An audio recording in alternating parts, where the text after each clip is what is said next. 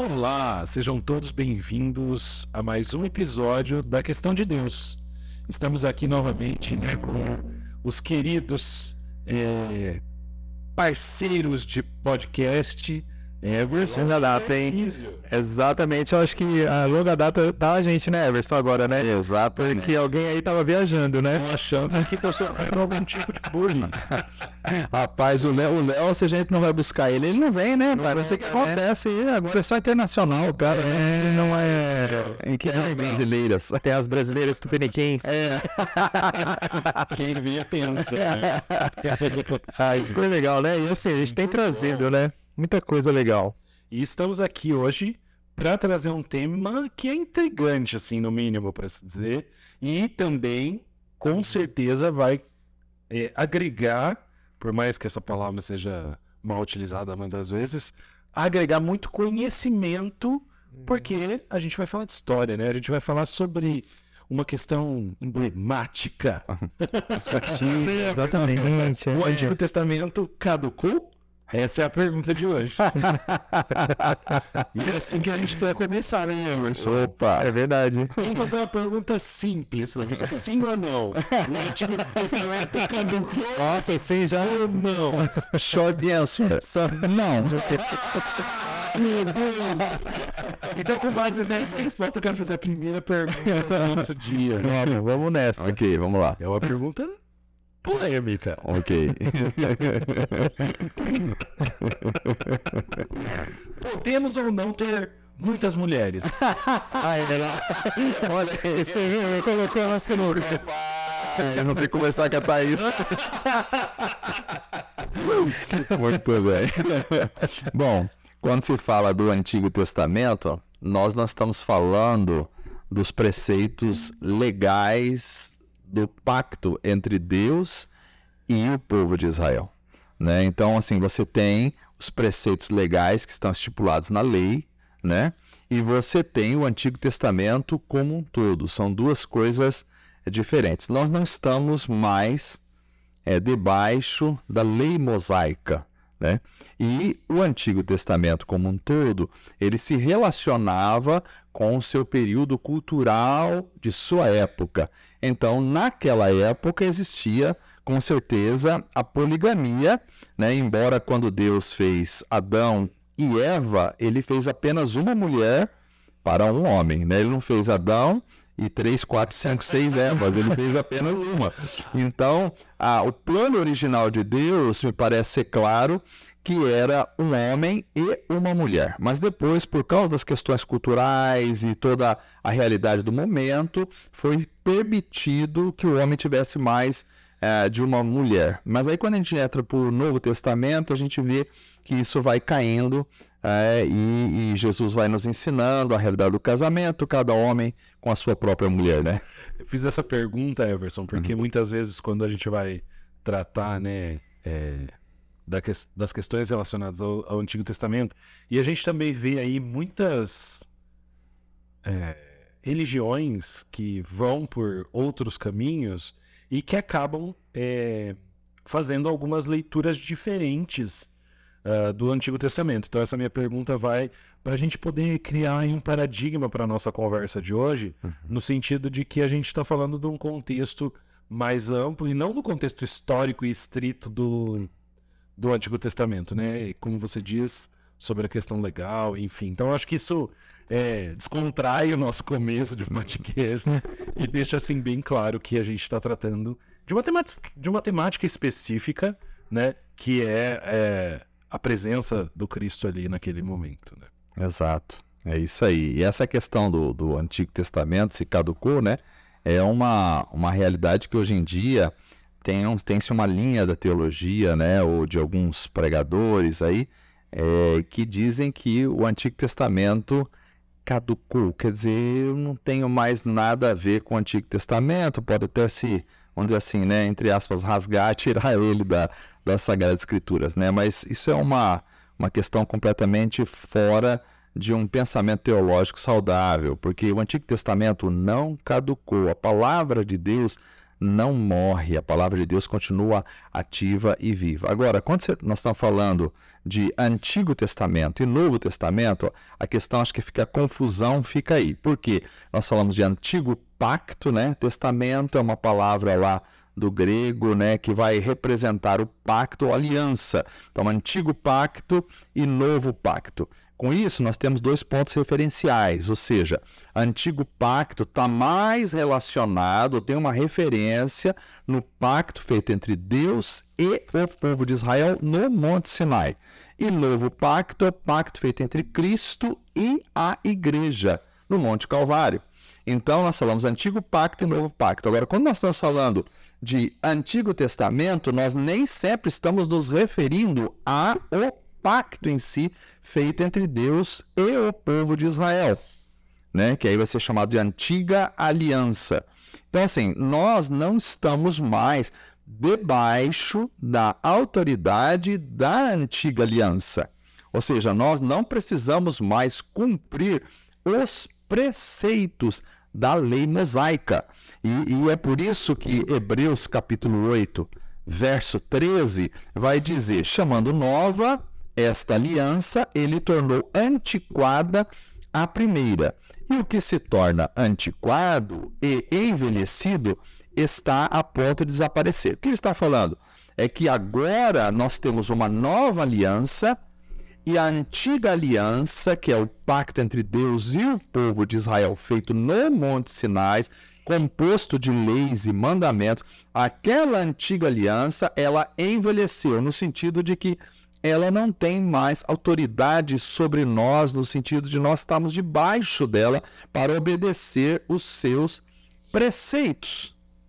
Contudo, o Antigo Testamento em si não caducou.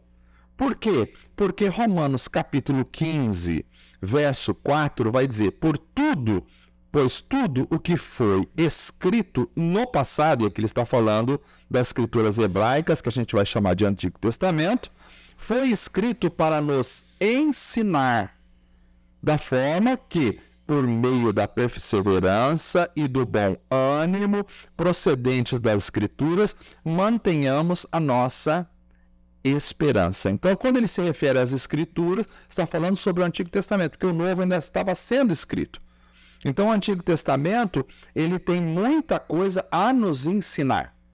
E a lei, mesmo a lei mosaica, o pacto feito entre Deus e o povo de Israel no Monte Sinai, que gerou os 10 mandamentos, e toda a lei que está circundando os 10 mandamentos, mesmo essa lei, ela tem princípios importantes para a nossa vida. Nós não estamos mais debaixo da lei, no sentido de obrigatoriedade de obedecer os seus preceitos, mas os princípios por detrás dos preceitos é que vão nos mostrar a vontade e a revelação do Deus poderoso.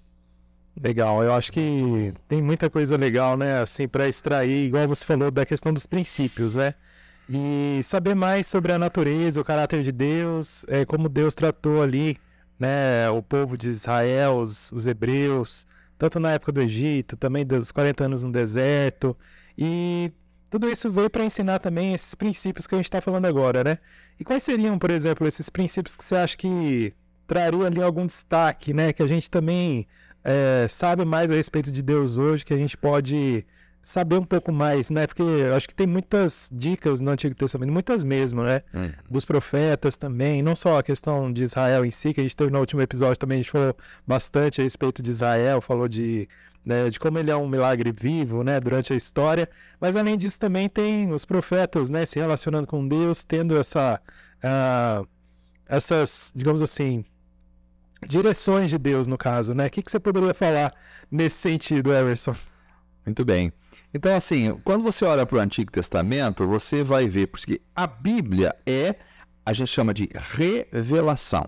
Ou seja, ela é a revelação da pessoa de Deus para a nossa vida. Deus queria se revelar ao ser humano, se mostrar. Ele é o totalmente outro, ele é o transcendente. Não teria como o homem conhecer sobre Deus, porque o homem não tem como colocar Deus como objeto de seu estudo, já que Deus está infinitamente acima do homem em sua transcendência.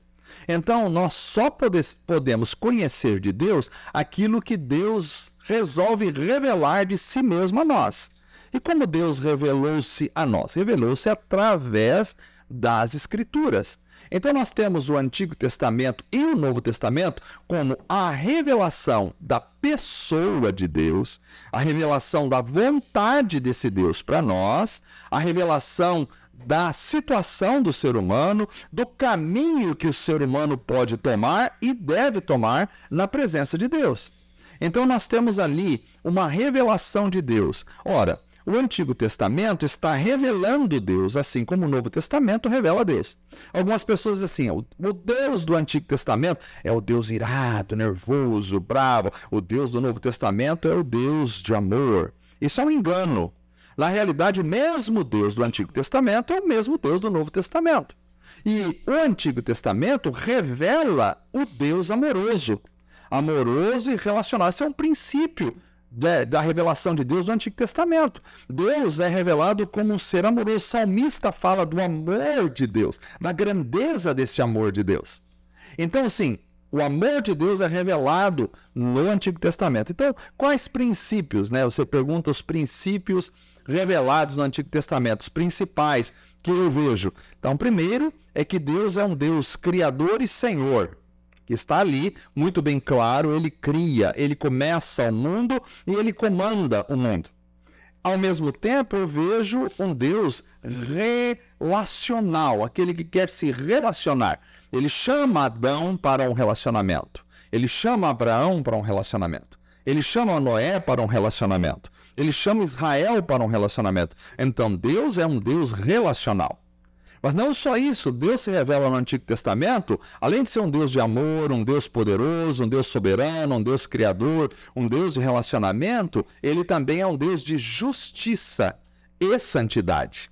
Então, a justiça e a santidade de Deus são claramente reveladas no Antigo Testamento. Você vê essa justiça, essa santidade de Deus, você vê o poder de Deus sendo revelado no Antigo Testamento. Tanto o poder criacional, como o Deus que se coloca acima de todos os outros deuses. O Deus que intervém na sua criação. Um Deus que lida com a sua criação poderosamente. Então, assim, nós temos uma série de princípios que mostram a pessoa de Deus. Mas, ao mesmo tempo, nós temos princípios no Antigo Testamento que vão mostrar o ser humano, quem é realmente o ser humano, o que está dentro do ser humano. Como esse ser humano reage ao Deus poderoso, como esse ser humano reage ao outro ser humano. Nós temos tudo isso no Antigo Testamento claramente sendo revelado para nós. Ao mesmo tempo, nós temos o princípio da justiça. Deus se estabelece no Antigo Testamento como um Deus justo. É aquele Deus que vai mostrar os caminhos da justiça, mas ao mesmo tempo que ele mostra os caminhos da justiça, ele mostra a verdadeira justiça, que é aquela que pune aquele que está errado e aquela que beneficia aquele que está certo. Então o ser humano fala muito de justiça e de amor, mas é um amor no nosso conteúdo cultural, social, moderno, completamente doentio. É aquele amor que não pode punir o erro, é aquele amor que não pode estabelecer o que é certo e o que é errado, é aquele amor que tem que aceitar as coisas tudo do jeito que elas são e continuar desse jeito, mesmo que seja uma anarquia, mesmo que prejudique o outro, é um amor completamente doentio. Então o Antigo Testamento mostra princípios de justiça, como tratar o próximo, como se relacionar com o outro, e assim por diante. Se eu ficar falando aqui, eu sozinho. Eu acho que nesse contexto, Everson, como que você poderia exemplificar? Você tocou num ponto que eu acho que vem sendo muito discutido atualmente, que é essa questão do amor, né? E eu acho que as pessoas atualmente relacionam o amor, não sei se eu estou certo ou se estou errado, mas é meu conceito da coisa, relacionam o amor com o sentimento de prazer, né? E eu não enxergo o amor dessa forma, né? Eu acho que a paixão gera um sentimento, uma emoção, né? Eu acho que o termo correto não é sentimento, é uma emoção. Eu não acho que o amor é emocionado, né? Eu acho que o amor é muito mais, na minha visão, muito mais racional do que um amor emocionado. Nesse contexto, a gente vê de várias formas a presença de Deus no Antigo Testamento, em que a gente poderia interpretar dessa forma que você colocou, né? Um Deus que ama e por isso exerce a justiça. Você conseguiria exemplificar alguma coisa para a gente poder visualizar essa questão? Sim. Por exemplo, vamos começar com a questão do amor no aspecto da definição, ou seja, o que é amor? Amor não é só sentimento. Amor envolve sentimento também, mas ele não é só sentimento. Amor é decisão e ação. Então, o amor está relacionado com sentimento, mas ele ultrapassa os aspectos meramente emocionais das sensações. Ele vai para um aspecto racional, profundamente decisivo. Então, amar é decidir e agir em função de. Veja bem, Deus é o único ser absolutamente independente e livre no universo. Porque ele nunca precisou de ninguém, já que ele é eterno e sempre existiu, ele não precisava de nós. Ele não precisa de nada nem de ninguém. Ele é autossuficiente, porque ele existe em Trindade, Pai, Filho e Espírito Santo. Agora, esse Deus é amor. E no seu amor, ele decide criar o ser humano. Então, ele começa criando o homem e a mulher. Como fruto do amor dele. Como fruto do amor dele. Então, aqui eu tenho o amor em ação, o amor criacional, né? Então, Deus decide criar, mas não só decide criar, ele decide se relacionar com a sua criatura. Ele decide se relacionar com o homem, mesmo sabendo que o homem vai, de alguma forma, desobedecê-lo. Mas ele decide se relacionar. E quando o homem desobedece a Deus, Deus não deixa de colocar para o ser humano as consequências da sua desobediência. Porque amar é saber também mostrar as consequências do erro. Porque se alguém ama e encobre as consequências do erro do outro, está prejudicando a pessoa amada. Então Deus ama Adão e Eva, mas mostra as consequências. No dia que você peca, você vai se separar de mim. E essas são as consequências. Agora, Adão e Eva, como nós sabemos, pecaram e se separaram de Deus. Mas o amor de Deus faz com que esse mesmo Deus vai agir novamente em função dessa realidade do pecado. E vai profetizar para Eva que virá um da semente da mulher que vai pisar a cabeça da serpente. Ou seja, alguém vai vir na história para reconstruir aquilo que o próprio ser humano destruiu. Ou seja, o relacionamento com a divindade. Então você tem um Deus que ama e que mostra as consequências do erro, aplica as consequências do erro, mas ao mesmo tempo mostra um caminho para a reparação deste erro. E aí você tem, por exemplo, por toda a história de Israel, você vai ter Deus lidando com Israel como? Chamando Israel para um relacionamento. E aí Israel vai, como vocês sabem, Israel comete os erros, e aí Deus vem com a punição do erro para que eles possam aprender, se consertar, mas ao mesmo tempo que vem com a punição do erro, quando Israel se arrepende, Deus então vem e entra com a solução para aquele erro de Israel e entra com um caminho alternativo para que eles possam reconstruir o relacionamento novamente, e assim vai. E a tal ponto que Deus vai dizer nos profetas que a gente chama de profetas menores, vai fazer uma comparação da relação dele com Israel como alguém que se relaciona com uma mulher adúltera. E essa mulher adúltera é Israel, ou seja, ela deixa a vida com Deus, Israel deixa a vida com Deus para se prostituir ou adulterar com outros deuses. E Deus diz, eu aceito vocês de volta ainda. Então, assim, isso é amor, ou seja, é aquele que busca a restauração. Veja bem, amar não é aceitar do jeito que se é, sem propor e sem buscar uma restauração da pessoa amada. Porque a ideia de amor que se tem hoje é assim, não, vamos ficar aqui que está tudo certo. Isso não é amor. Porque a pessoa está no buraco, ela está sendo destruída pelas suas próprias atitudes. Então, amar é estender a mão mas é proporcionar uma reconstrução da pessoa para que ela mude. Então, Israel era punido sempre por Deus. Para quê? Para lhe dar a chance de cair em si, observar o seu erro e mudar a sua atitude, porque Deus o amava e queria que ele tivesse uma construção completamente diferente, que não o autodestruiria. Muito bom. Nossa, tem muita coisa, né? É um tema bem amplo, na verdade, né?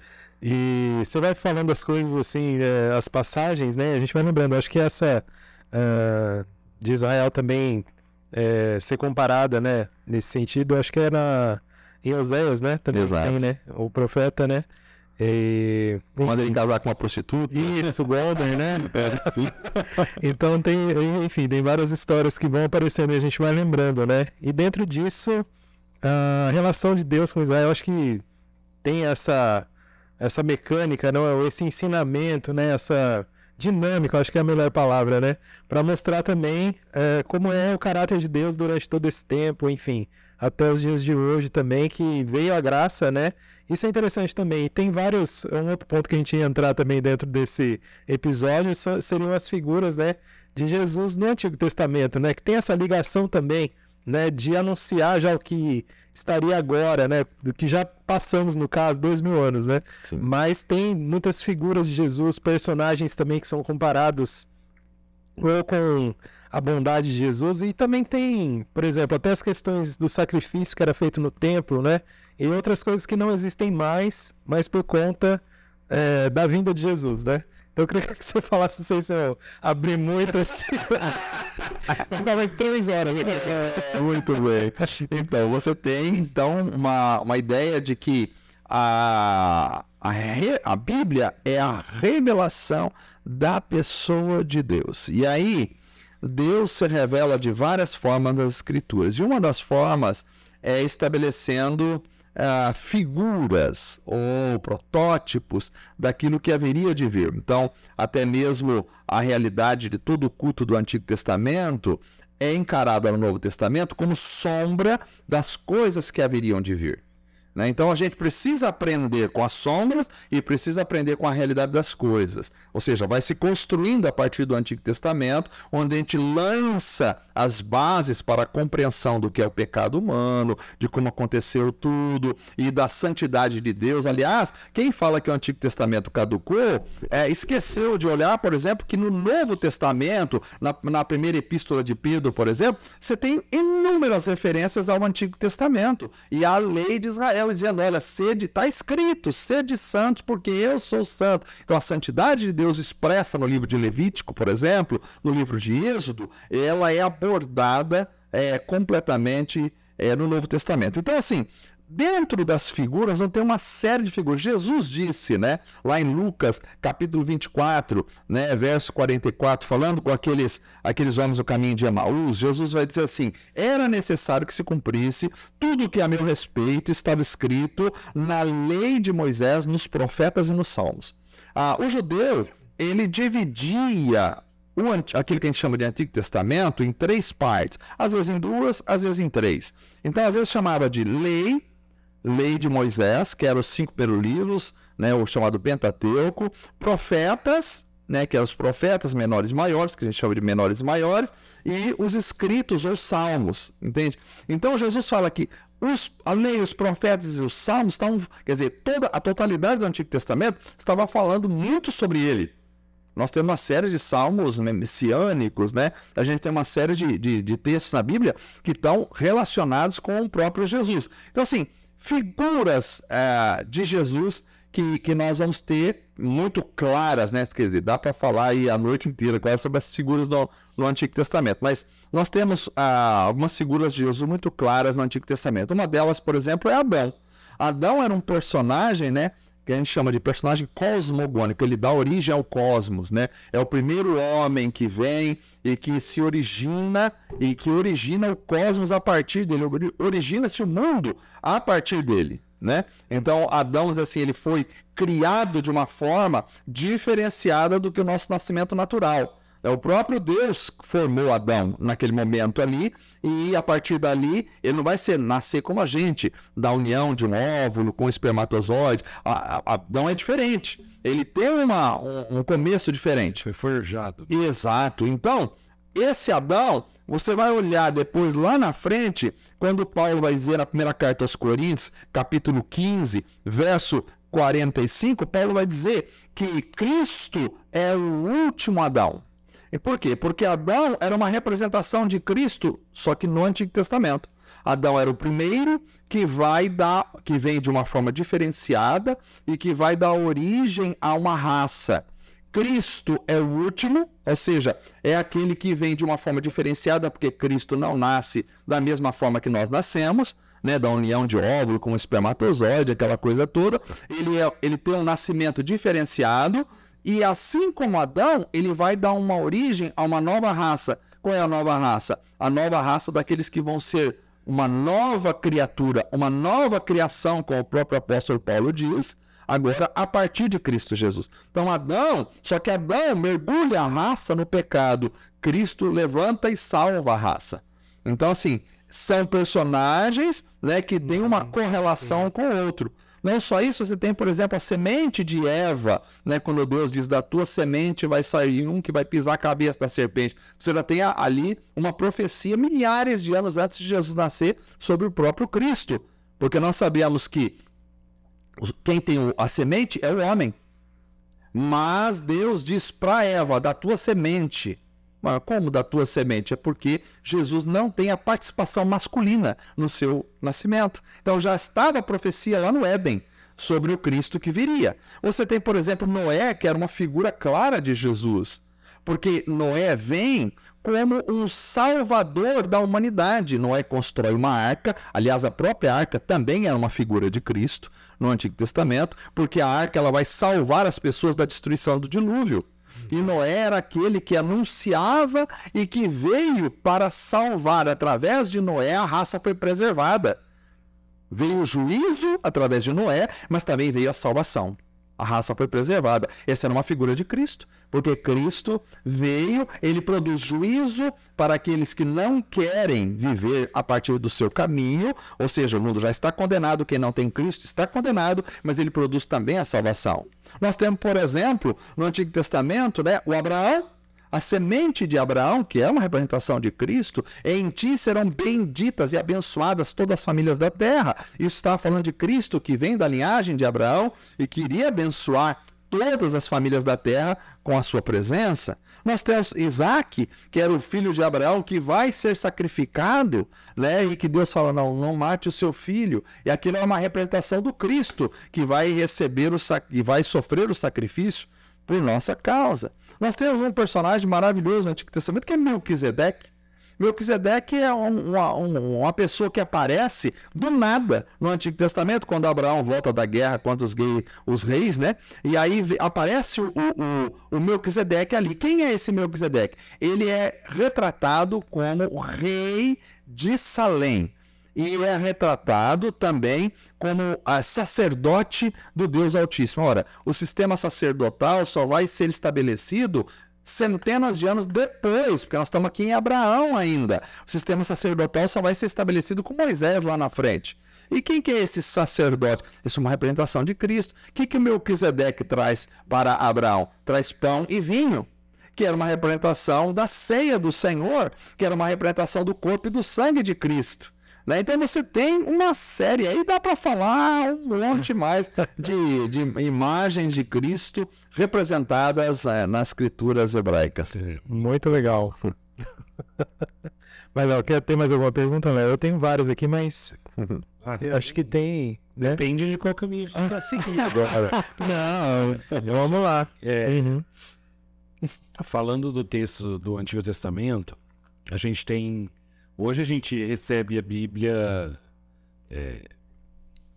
com todos os livros já prontos, conjunto, organizados maravilhosamente bem. Né? É verdade. Mas a gente sabe que o Antigo Testamento tem uma origem e o Novo Testamento tem outra origem no sentido da construção, da escrita.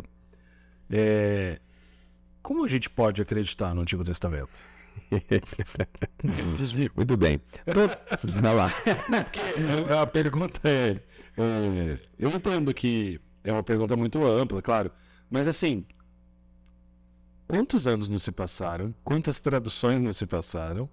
Né? Porque a gente tem o Novo Testamento escrito em uma só língua, enquanto o Antigo Testamento não. E ele vai passando por transições, é óbvio. Nós temos fé de que está tudo correto do jeito que nós recebemos. Mas, olhando do ponto de vista teológico. Ok. Então, assim, claro que você mencionou uma coisa importante que é a fé.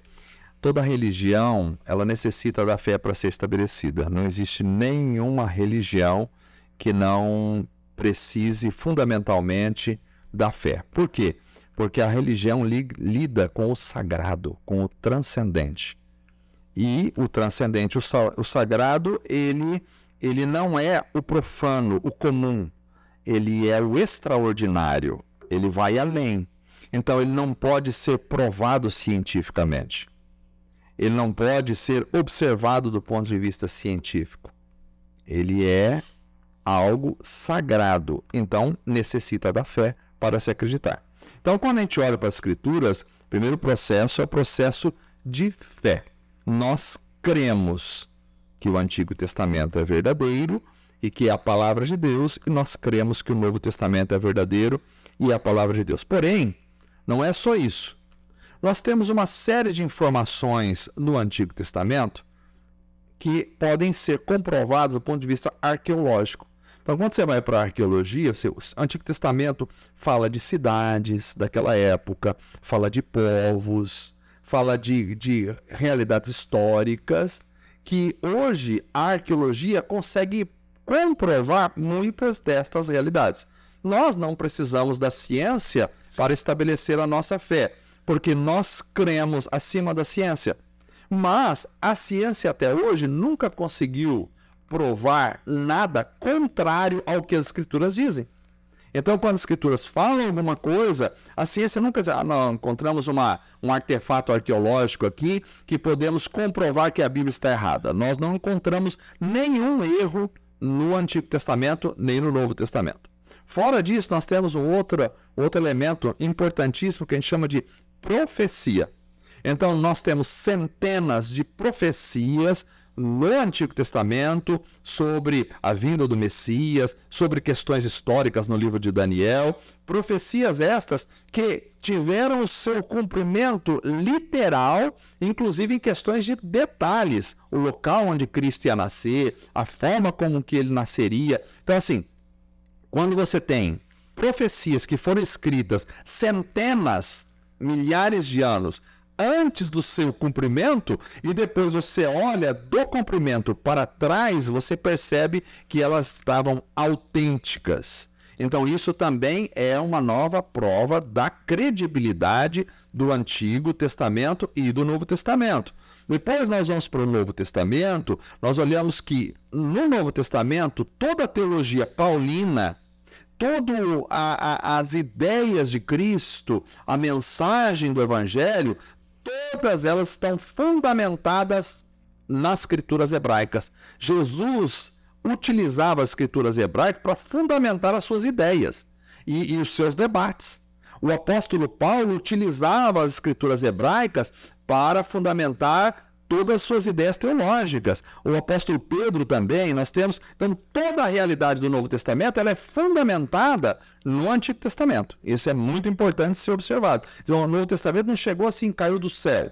Ele tem uma fundamentação, ele está alicerçado no Antigo Testamento e se utiliza uma argumentação, muitas vezes, para provar, olha...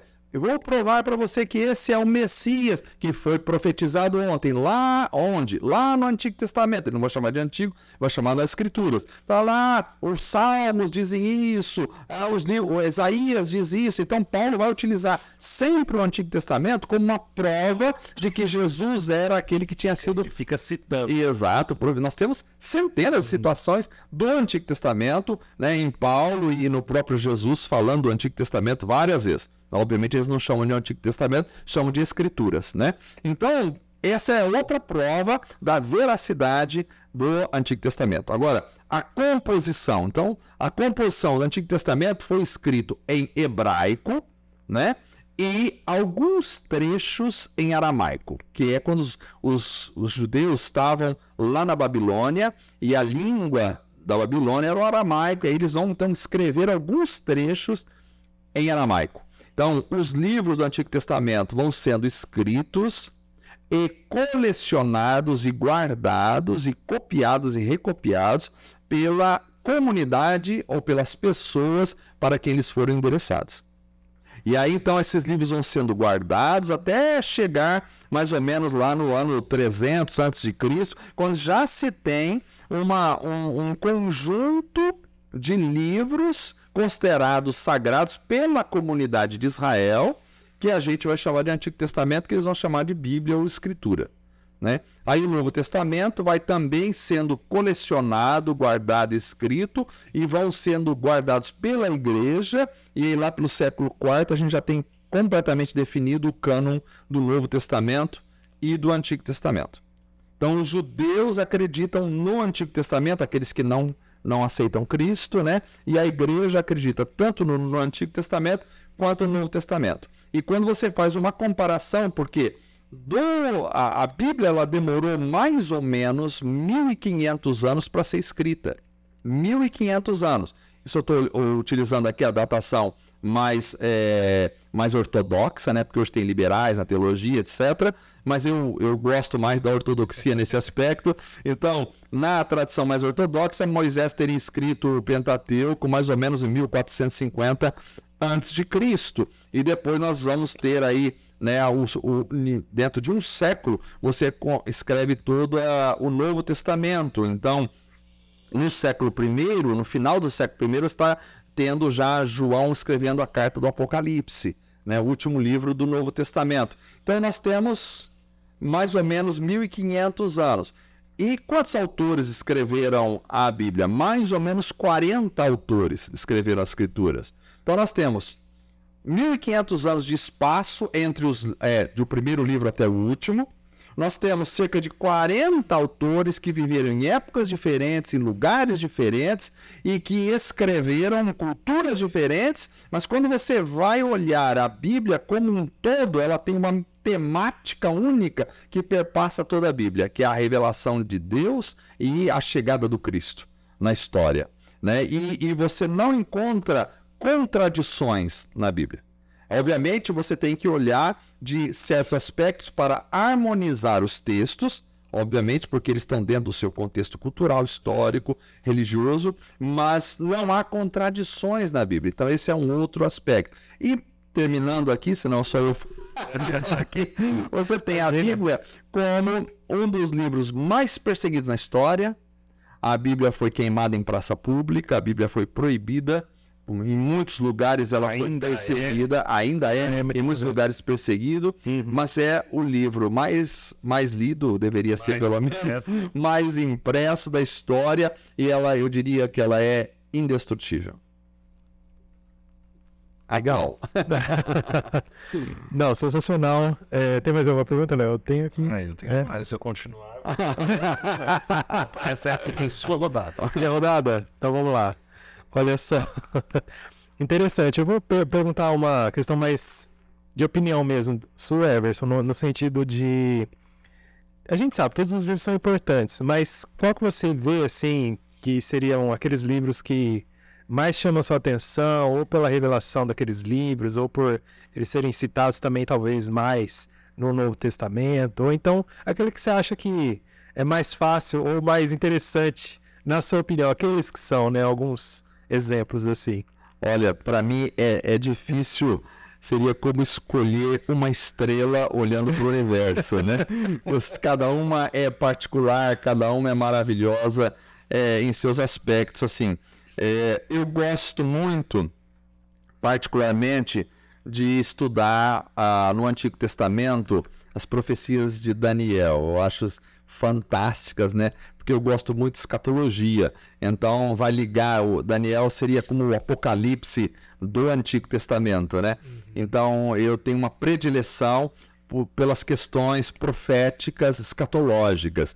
Então, para mim, assim, o livro de Daniel no Antigo Testamento e o livro do Apocalipse no Novo Testamento, que acho que são os livros mais difíceis, acho que por isso também me chama a atenção, né? Essa dificuldade do livro, ela me atrai de alguma forma, são, assim, algo que realmente me encanta, né? Os evangelhos, as cartas de Paulo, Romanos, né?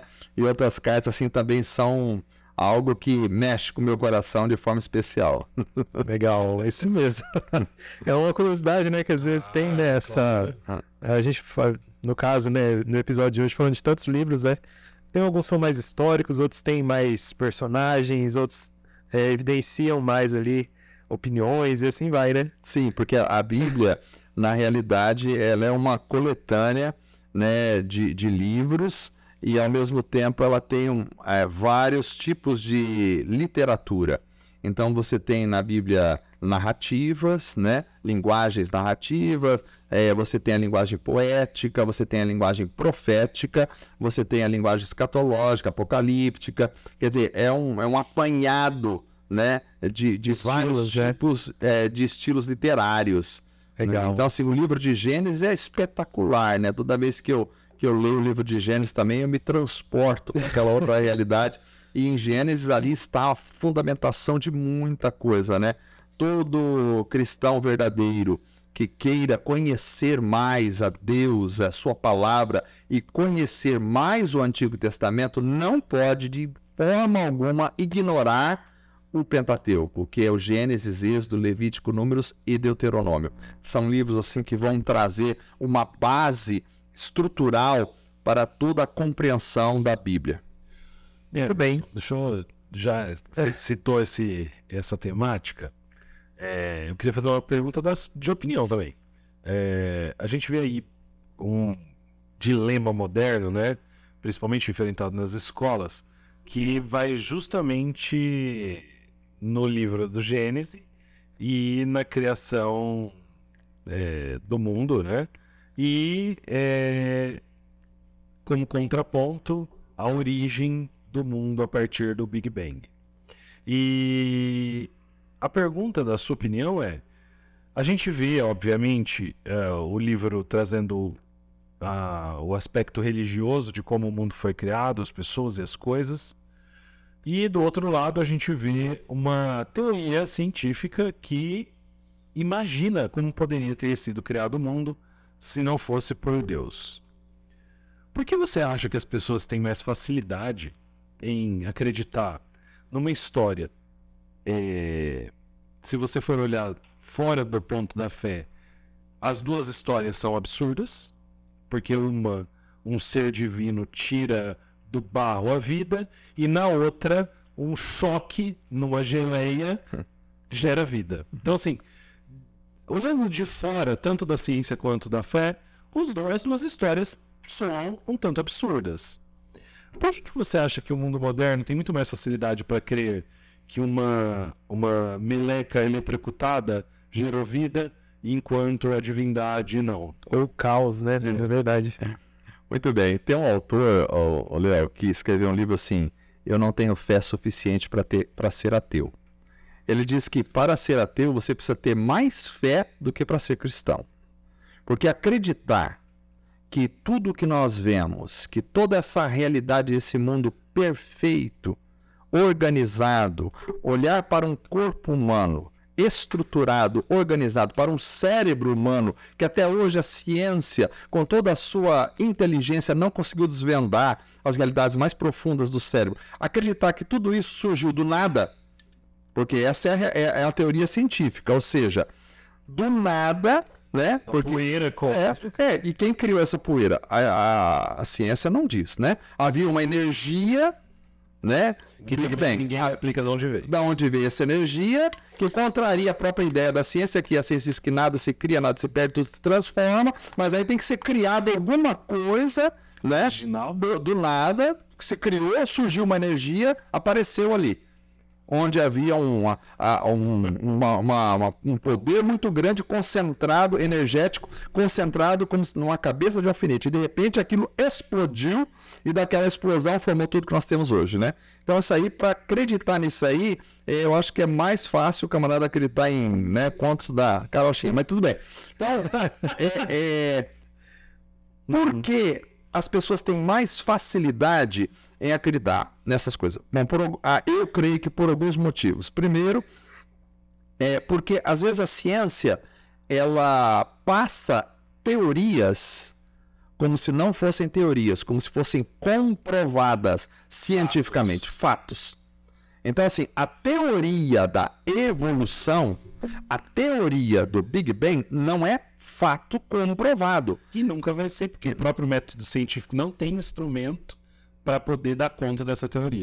E para repetir essa realidade, então você é uma teoria, mas os livros que vão para a escola, muitas vezes eles colocam até a questão da teoria, mas é apresentado para as pessoas como se fosse fato científico, verdadeiro, comprovado, é aquilo e ponto final.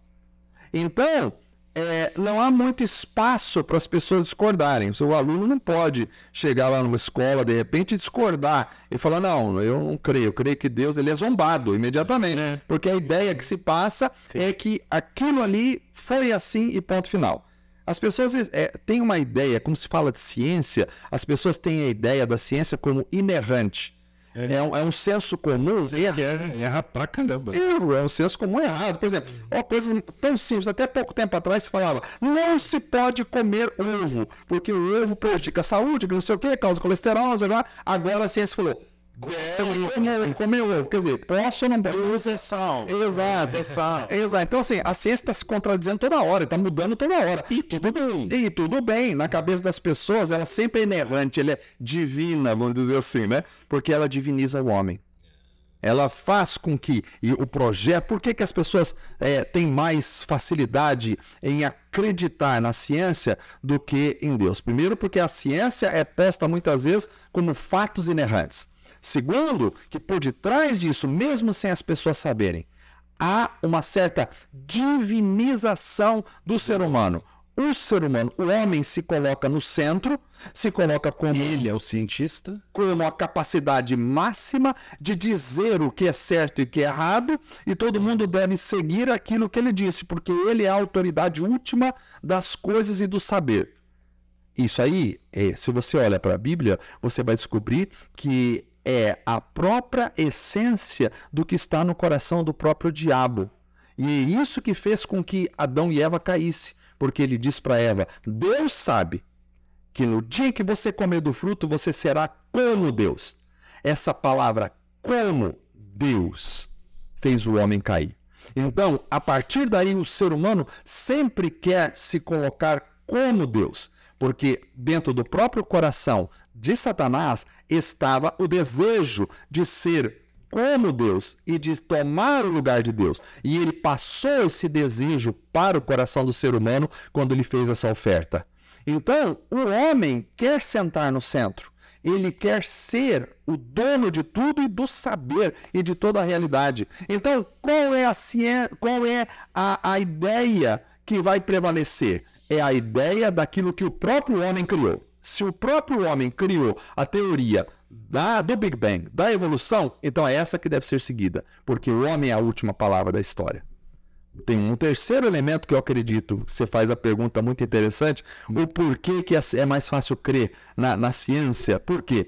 Terceiro elemento, porque me parece que se não houver um Deus, é muito mais cômodo para mim não ser responsabilizado pelas minhas ações.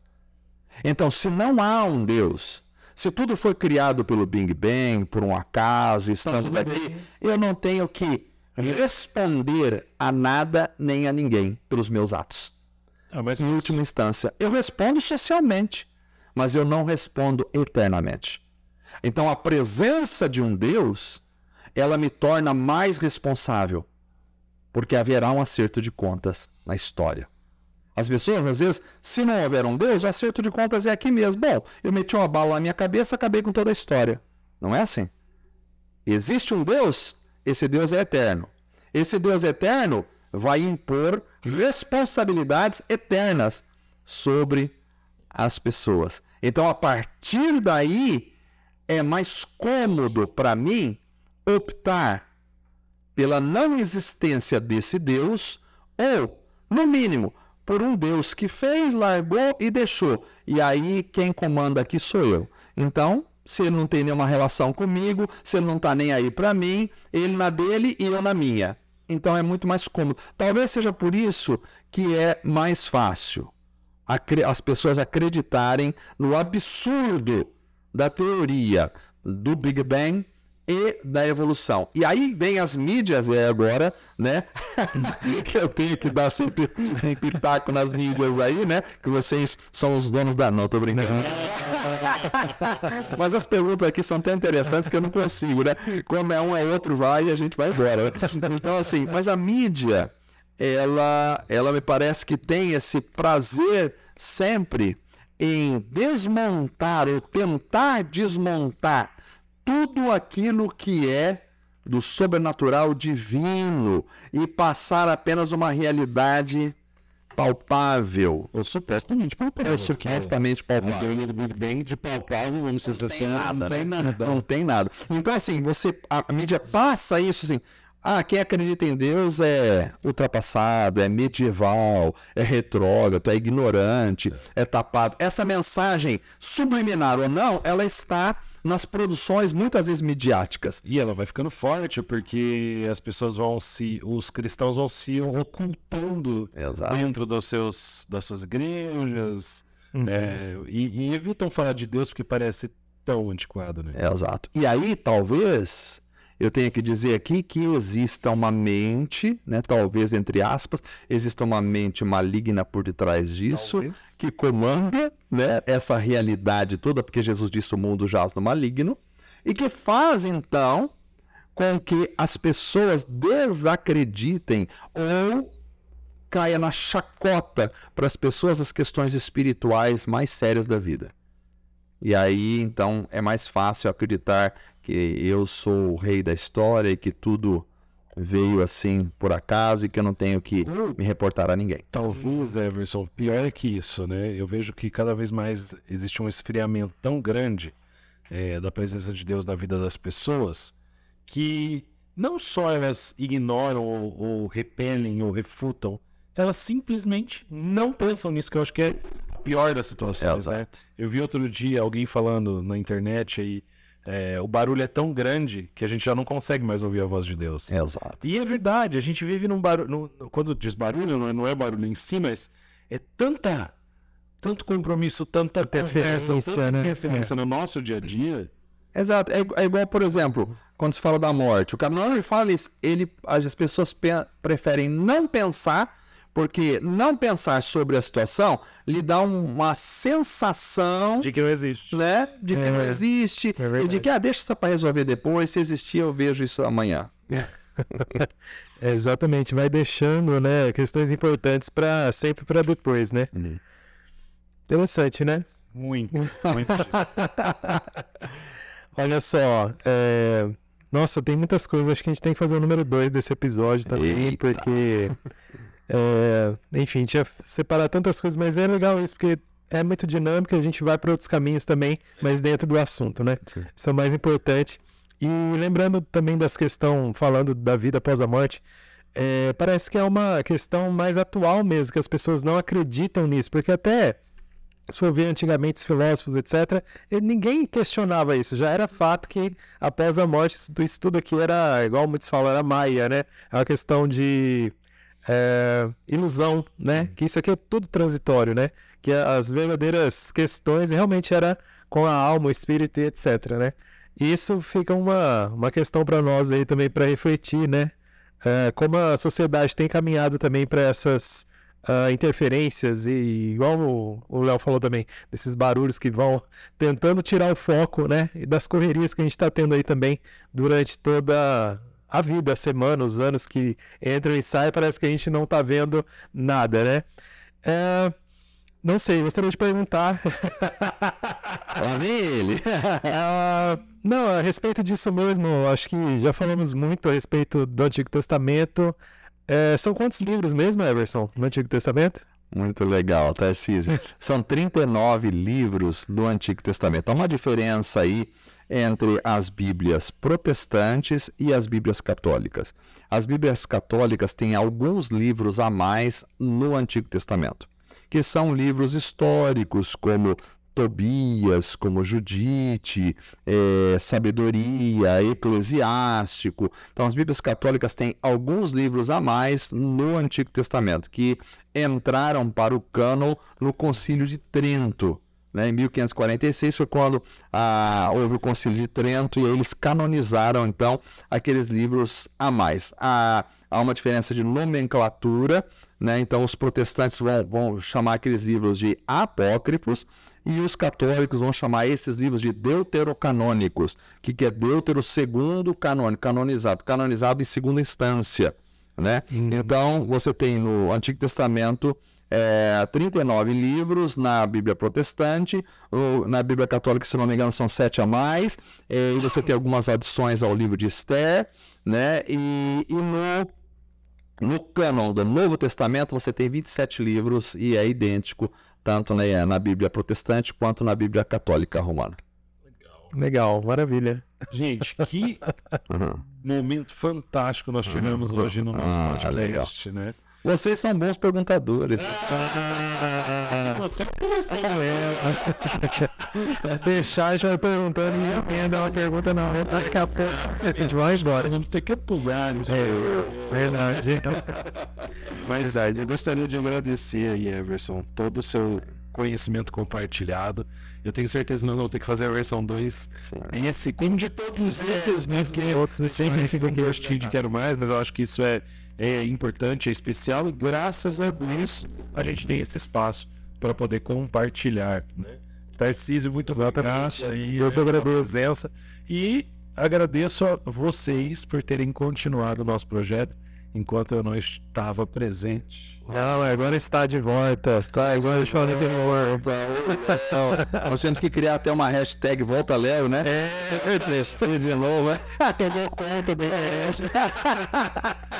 Mas verdade. Eu só quero terminar, com um texto bíblico, ainda só cutucando essa questão de se o Antigo Testamento caducou, e para terminar aqui, 2 Timóteo capítulo 3, verso 16 e verso 17, o apóstolo Paulo diz assim: toda a escritura, e aqui ele está se referindo ao Antigo Testamento, porque até então o Novo Testamento não estava escrito ainda, toda a escritura é inspirada, quer dizer, soprada para fora por Deus e útil.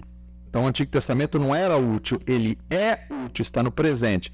É útil para o ensino, para a repreensão, para a correção e para a instrução na justiça, para que o homem de Deus seja apto e plenamente preparado para toda boa obra.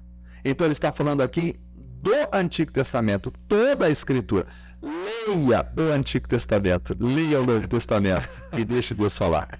Fica aí o recado, o Everson, para todos nós, né? E você que está aí assistindo a gente sabe que se inscrever no nosso canal e dar um like nesse vídeo ajuda a gente a levar essa mensagem a outras pessoas que precisam ouvir a palavra de Deus nos seus corações. Então, É isso aí. muito obrigado e até o nosso próximo episódio da Questão de Deus.